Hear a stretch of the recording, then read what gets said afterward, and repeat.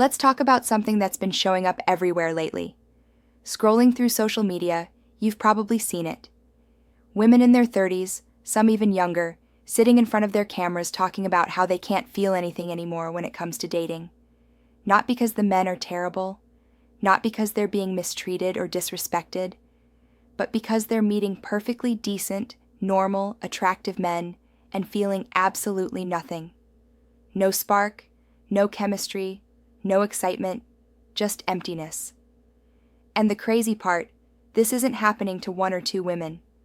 This is becoming a pattern, a widespread phenomenon that nobody seems to want to address directly. So today we're going to break down exactly what's happening here, why it's happening, and what it really means for modern relationships. Let's start with what these women are actually saying.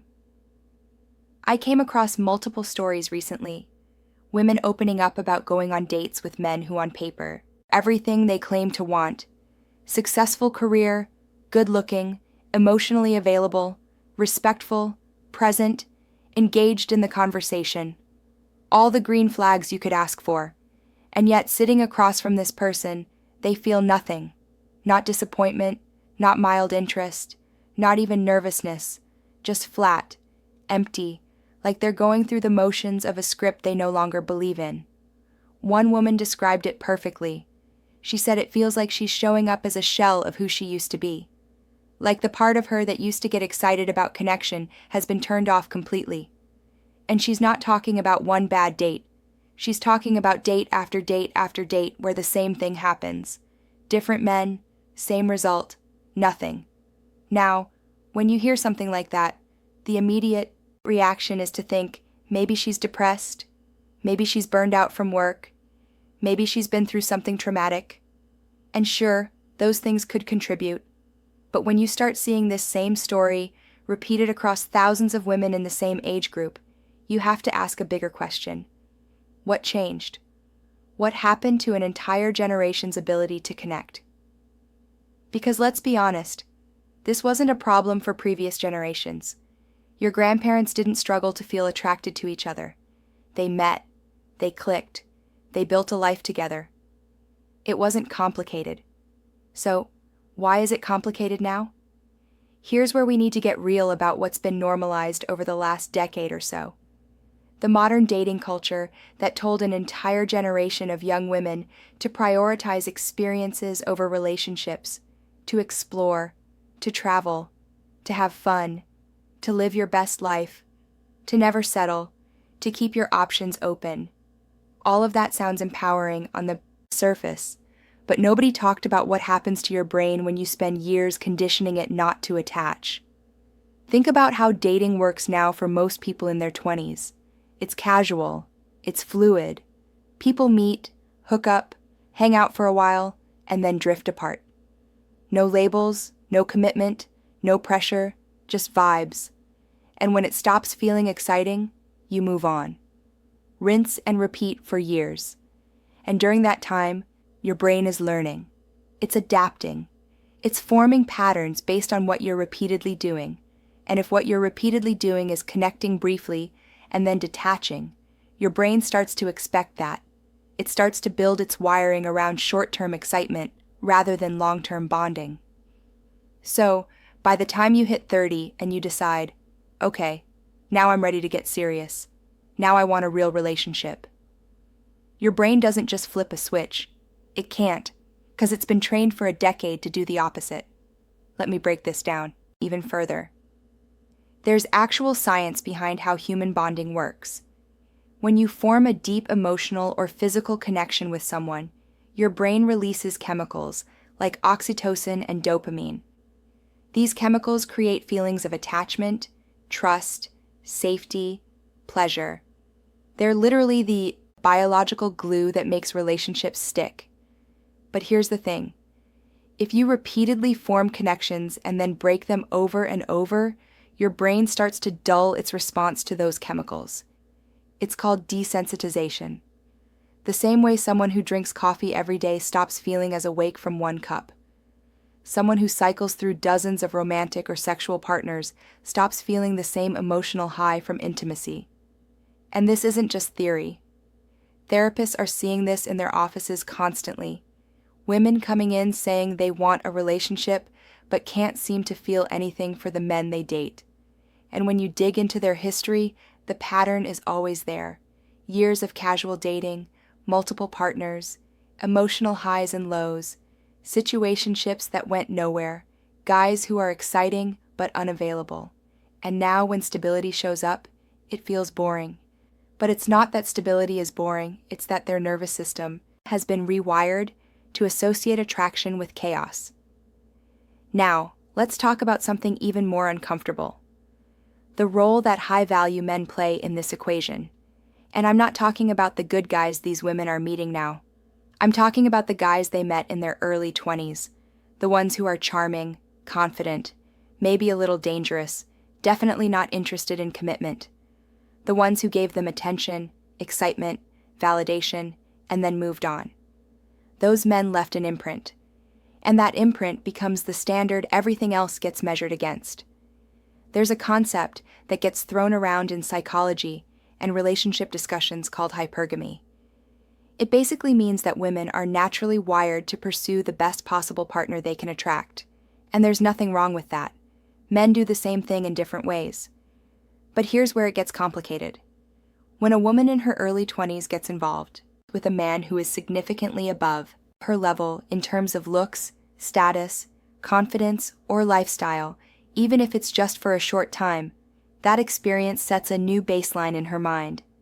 That becomes her reference point for what attraction feels like, and everything after that gets compared to it. So when she's 30 and sitting across from a normal, stable, decent man who doesn't give her that same rush, she can logically recognize he's a good person. But emotionally, he doesn't register. He doesn't hit the threshold because the threshold was set years ago by someone completely different. And here's the brutal truth. That earlier guy probably wasn't even that great. He just knew how to trigger attraction. He was confident. He was unavailable. He kept it chasing. And that dynamic, that push and pull, created intensity. And intensity feels like chemistry. But it's not. It's just drama dressed up as passion. The problem is, once you felt that intensity, stability feels flat by comparison. Even though stability is what actually builds a life. Even though stability is what creates safety, trust, partnership, all the things that matter long term. But the emotional system doesn't care about logic. It cares about what it's been conditioned to respond to. So now you've got a generation of women who spent their 20s chasing excitement and are now in their 30s looking for stability, but can't feel it when it shows up. And they're confused because they did everything they were told to do. They lived their life. They had their experiences. They didn't settle. And now they're ready. But their brain isn't. Let me give you a real-world example. I know someone who spent her entire 20s traveling. And I mean really traveling Europe, Southeast Asia, South America, you name it. Beautiful Instagram feed, amazing photos, living the dream, right? But if you looked closer, every few months, there was a different guy in the pictures. She wasn't building a career. She wasn't investing in her future. She was surfing attention and validation across continents. And when she hit 32, she decided it was time to settle down. She started dating with intention. And every single guy she met, she had the same complaint. He's nice, but I just don't feel it. There's no spark. Of course there wasn't. Her brain had been conditioned by a decade of novelty, excitement, and emotional highs that came from unpredictability. A stable man with a stable life didn't trigger anything in her system because her system had been trained to respond to chaos. And this is where things get even more complicated. Because on top of all of this, there's another layer that almost nobody wants to talk about: medication. Antidepressant use among women, especially women in their 30s, has skyrocketed. And one of the most common side effects of SSRIs, the most widely prescribed class of antidepressants, is emotional blunting. They flatten your emotional range, The highs aren't as high, the lows aren't as low, and everything in between feels kind of muted. Which means even if a woman is sitting across from a great guy, even if there's potential there, her ability to feel that spark, that pull, that excitement, it's chemically dampened. She's numb, not by choice, but by circumstance. So now imagine stacking all of these factors together. A decade of casual dating that trained her brain not to attach deeply. A few high-intensity relationships with men who set the bar impossibly high. A lifestyle built around novelty and validation rather than stability and growth. And then when reality hits and she realizes time is running out, she's on medication that flattens her emotional response even further. Is it any wonder she can't feel a connection? But here's the part that frustrates me. Nobody prepared these women for this outcome. Nobody told them that choices have consequences, that the way you spend your 20s shapes your 30s, that bonding ability isn't infinite, that you can't just flip a switch at 30 and suddenly become relationship ready if you spent the previous decade actively avoiding anything serious. Compare this to how things used to work. Previous generations approached relationships completely differently. People met young, often through family, church, or community. They dated with intention from the start. Marriage was the goal, not something you figured out later. And most importantly, they hadn't cycled through dozens of partners before finding the one. Their first serious relationship was often the person they married. That bond was pure, uncontaminated by comparison. There was no highlight reel of past lovers, no emotional baggage from years of failed situationships. Just two people building something together from scratch. Today, the script is flipped. The advice is to explore first, settle later, date around, figure out what you want. Don't commit too early. And while that sounds reasonable, it ignores the biological reality of how bonding works. Every connection you make and break takes a little piece of your ability to bond deeply. It's like making a copy of a copy of a copy. Each iteration loses something, and by the time you're ready to settle down, the original template is barely recognizable. This is why so many modern relationships feel shallow. Why people complain about surface-level connections. Why dating apps are full of people swiping endlessly but never actually connecting. Because everyone's been through the cycle. Everyone's emotionally scarred. Everyone's comparison shopping. And the worst part? Social media makes it worse. You're not just comparing your current date to your past experiences. You're comparing them to everyone else's curated highlight reel. That girl from high school who married rich. That influencer with the perfect boyfriend. That couple traveling the world together. Your brain is constantly being fed images of what relationships could be, should be, might be, and the regular guy sitting across from you at coffee can't compete with fantasy. So, what's the solution here? Because understanding the problem is one thing, but fixing it is another.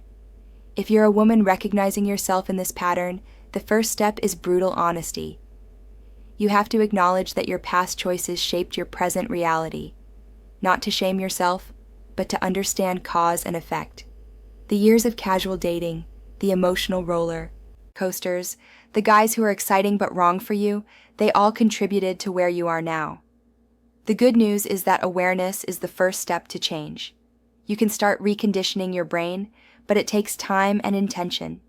It means choosing differently, dating with purpose, giving good men a real chance instead of dismissing them for lacking drama. Learning to appreciate stability instead of chasing intensity. And if you're a man watching this, your takeaway is simpler, but equally important. You cannot fix this for someone else. You cannot love a woman into feeling something she's not capable of feeling. You cannot compete with the ghost of men from her past, and you shouldn't try. What you can do is focus on building yourself. Work on your career, your health, your purpose, your character. Become a man of value who has options. Because when you have options, you don't waste time on women who can't appreciate what you bring to the table. The dating market rewards men who are patient and strategic. A man in his 30s with his life together is more attractive than he was in his 20s. You have time. Use it wisely. Build yourself into someone worth choosing. Set high standards and don't settle for emotional breadcrumbs from someone who's already given away their best years and best feelings to people who didn't deserve them. This isn't about being bitter or resentful. It's about being realistic, understanding how the game works and playing it intelligently. At the end of the day, connection requires two people who are emotionally available and capable of bonding. If one person has spent years training themselves not to attach, no amount of effort from the other will bridge that gap. That's the hard truth about why women can't connect with good men anymore. It's not the men, it's the decade of choices that rewired the system. And until people start being honest about that, the pattern will.